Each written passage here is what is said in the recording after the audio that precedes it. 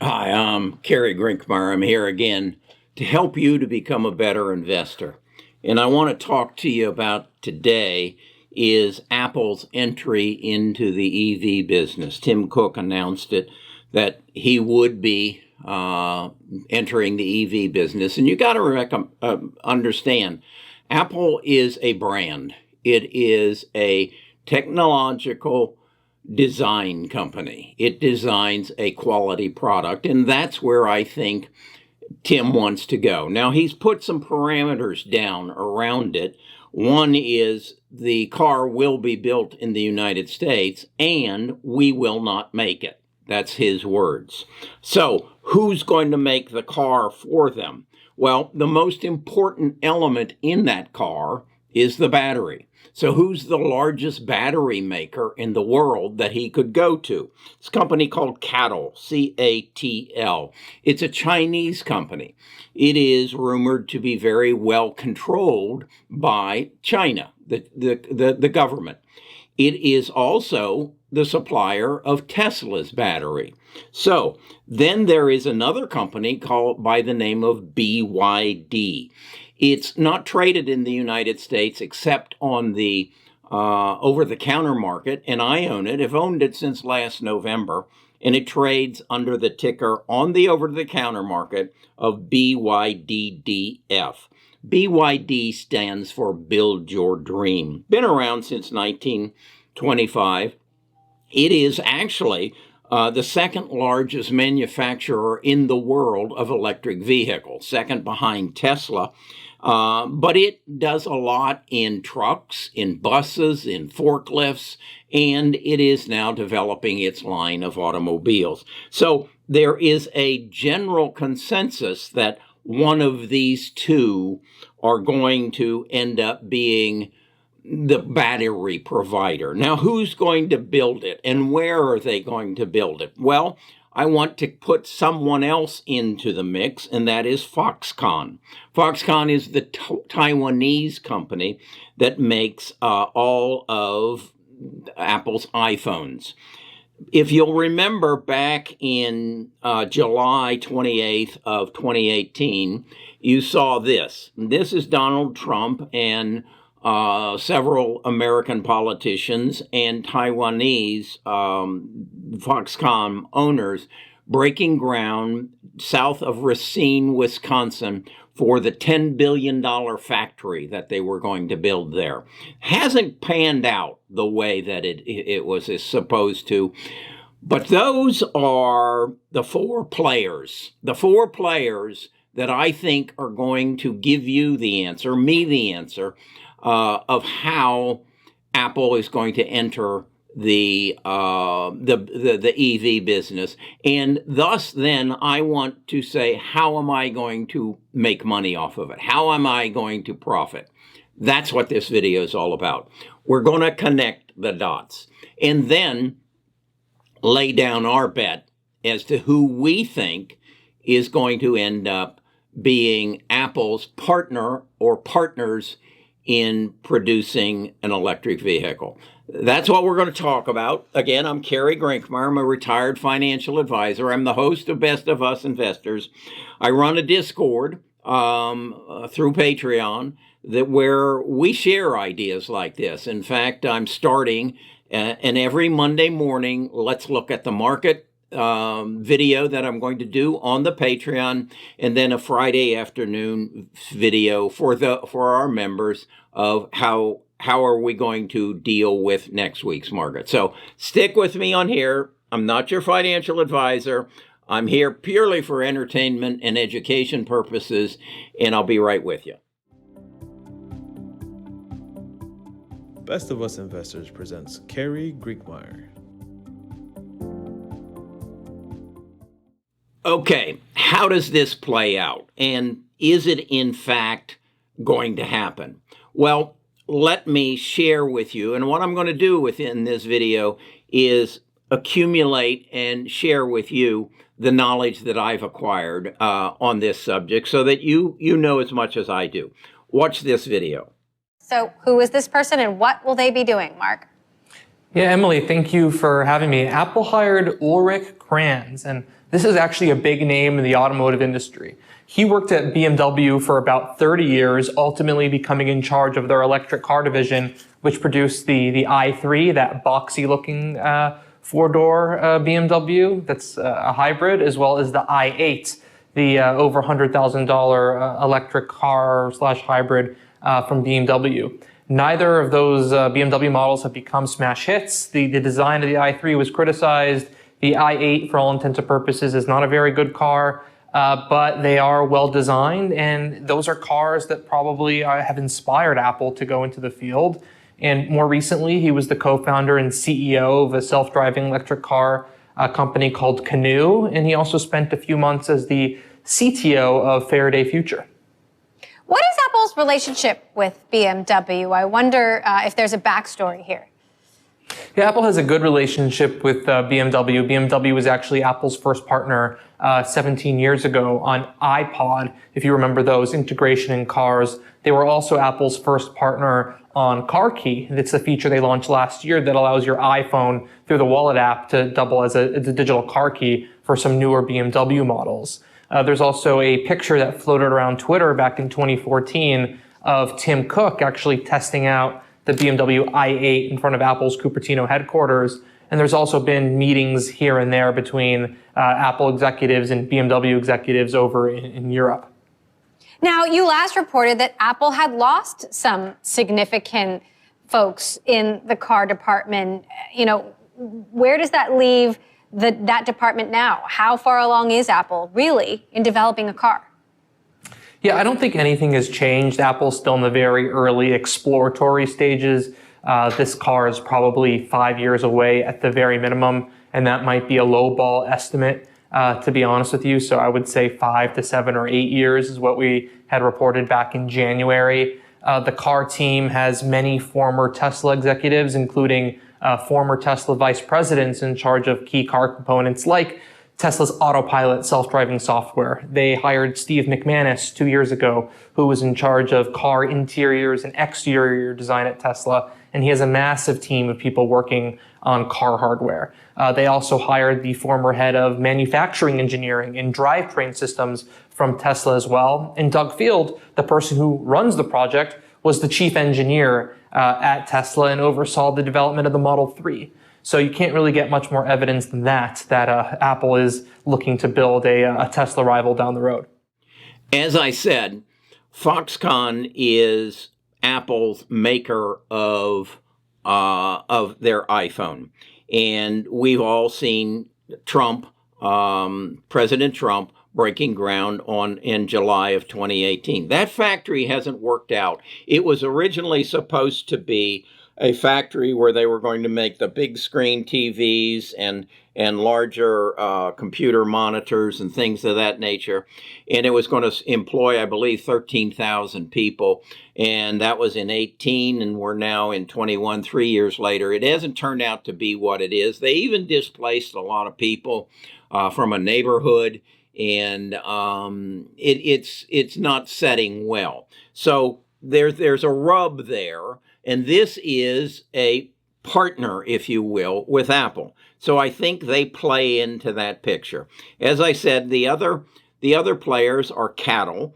Cattle is the largest battery manufacturer, very China controlled, and Cattle has basically said we're not comfortable coming to the United States and making battery or building cars or building a factory in the United States. Apple is not going to build this car, so I'm leaning towards BYD.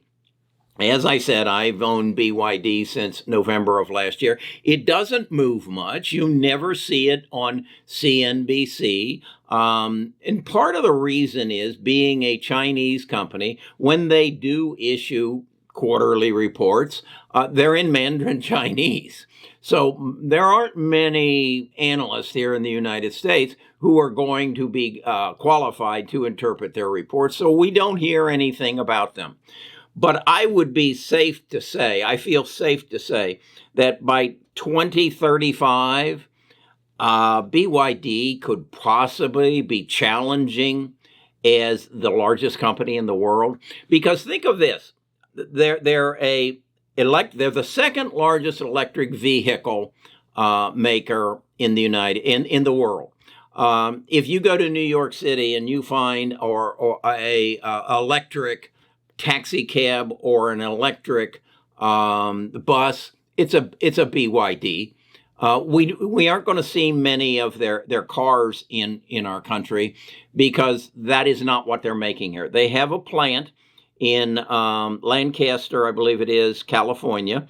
So they already have a presence.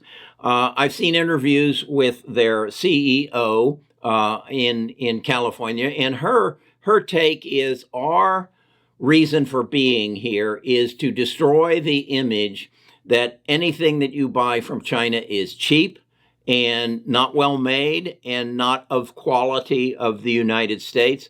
And my role, as she says, is to dispel that brand. Now, as I said, they're the fourth largest battery company in the world, and they make a different kind of battery. It's a shelf-looking battery, and it is much safer than the batteries that like cattle make, that Tesla uses. It passes the nail penetration.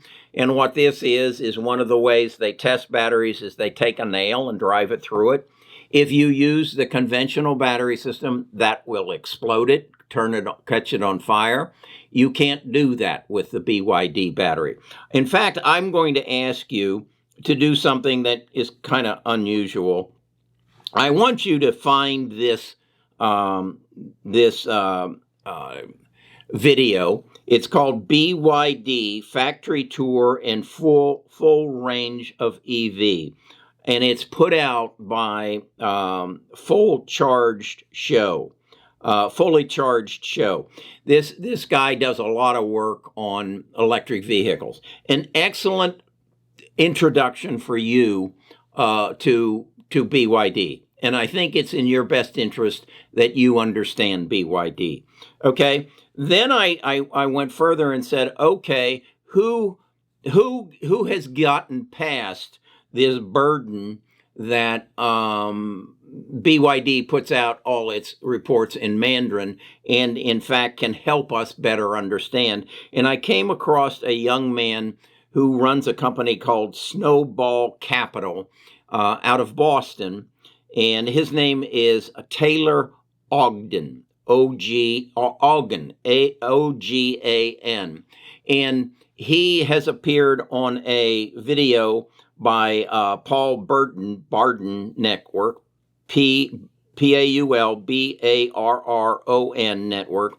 In a particular video they did, Apple wants BYD batteries for electric Apple cars. You need to find that video and watch it and learn from Taylor. Taylor is going to give you more information about this relationship, and I think Taylor and I will convince you that, first of all, Apple is going to build an electric vehicle, that more than likely that electric vehicle will be manufactured by BYD, and that there's a strong possibility it's going to be built in Wisconsin on Foxconn's land.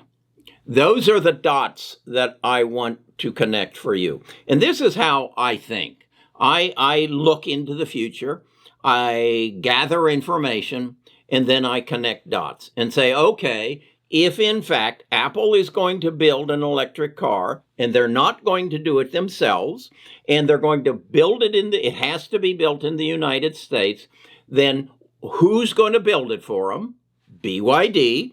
And where is it going to be built? Racine, Wisconsin. How do I profit? I profit by owning BYD. And if you'll listen to Taylor goes out on the limb and basically says BYD will be the largest company in the world. I think he says something like 2050. Now, why do I kind of agree with Taylor? To be the largest company in the world in 2050 is going to require that you're an international company. And that is that you are an active player in the United States, in China, and in India. That's a major part of the first world commerce in the world. We have seen that Apple and Amazon and Google can't get into China, and they've all three made inroads into India. This is the trump card that BYD holds.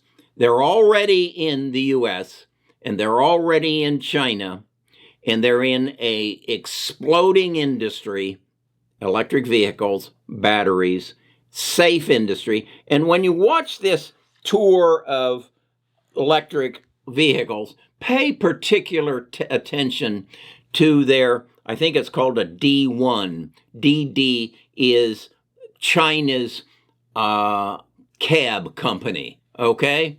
Pay attention to that, and pay attention to the buses that BYD is making. These are people who are looking at what does the consumer want and how can we fit it. So, okay, if we've connected those dots and we believe we're right, then the only question is Apple really going to do this? Are they really? Well, what would they have to do in order to do this other than build a factory, make an alliance with a company? They got to have the personnel. They got to be building a team that can design the automobiles, that can create the electronics in them to feed what BYD might need to make an Apple vehicle. Okay, we've just added a fourth dot. They're going to build cars, Apple. They need a company to do it for them in the United States, BYD. They need a place to build that plant. Foxconn, Racine, Wisconsin's got the land, got a relationship, and they need the people. Okay, you draw the circle. I think we've figured it out. All right. Again, how do you profit on it? BYD, it sells under BYDDF. It's still about a $20 stock. Now, it trades for more in China, but this is your entry. This is your entry. I would say don't put 50% of your portfolio in it, but put enough in it that if in 5 years it quadrupled, you'd feel good about it. You'd say, hey, thank you, Carrie, for putting me onto this.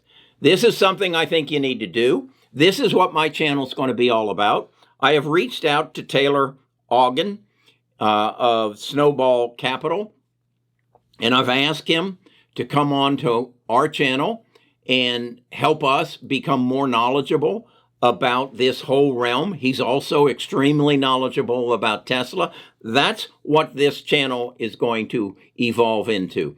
And that is that it's not all about me. It's not all about Carrie Grinkmeyer, a retired financial advisor, who is telling you what he thinks NIO is going to be worth next week. No, I don't care. And I don't know what BYD is going to be worth next week, but I know 5 years from now, it's going to be worth a lot more than it is now, because I kind of go along with Taylor. If they aren't the largest company in the world by 2050, they're going to be fighting for it, because again, in order to claim that title, you're going to have to do business in 3 countries: the United States, China, and India. And I don't know anybody else who might be able to get that done. Okay, that's my take for Sunday. Again, if you want to be a part of our Monday morning and Friday afternoon conference call to discuss the markets and insights and where you can participate, come to Best of Us Investors, sign up, and you'll find it on the Discord. All right, have a good day.